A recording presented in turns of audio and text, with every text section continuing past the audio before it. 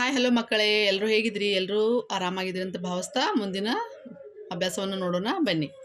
ಇಲ್ಲಿ ನೋಡ್ರಿ, ಇವತ್ತು ನಾವೇನು ನೋಡೋಣಪ್ಪ ಅಂದ್ರೆ ಇವು ನಮ್ಮ ರಾಷ್ಟ್ರೀಯ ಚಿಹ್ನೆಗಳು, ಅವುಗಳ ಹೆಸರುಗಳನ್ನು ಬರೆಯಿರಿ ಅಂತ ಹೇಳ್ಯಾರ. ಅದನ್ನು ನಾವೇನು ಮಾಡಬೇಕಪ್ಪ, ಅವ್ರು ಕೊಟ್ಟಾರ, ನಾವು ಅದ್ರದ್ದು ಬರಿಬೇಕು. ಇಲ್ಲಿ ನೋಡ್ರಿ, ಇದೇನು 3 ಮುಖದ ಸಿಂಹ 4 ಮುಖದ ಸಿಂಹ ಏನಂತ ತೋರಿಸ್ತೈತಿ? ಇದು ರಾಷ್ಟ್ರದ ಲಾಂಛನ. ಆಮೇಲೆ ಅದೇ ರೀತಿಯಾಗಿ ಇದೇನು ಹೇಳಿ ನೋಡೋಣ. ಇದು ಏನದ? ಧ್ವಜ ಅದ, ನಮ್ಮ ದೇಶದ ಧ್ವಜ ಇದು. ಆಮೇಲೆ ಇಲ್ಲಿ ನೋಡ್ರಿ, ಇದು ಏನಿದು? ಯಾವ ಹೂ ಇದು? ಇದು ಕಮಲದ ಹೂ ಅಂಥೇಳಿ ಬರಿಬೇಕು.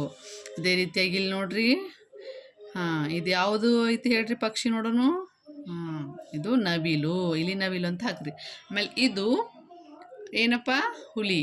ಇದನ್ನು ನಾವು ಹುಲಿ ಅಂಥೇಳಿ ಬರಿಬೇಕು.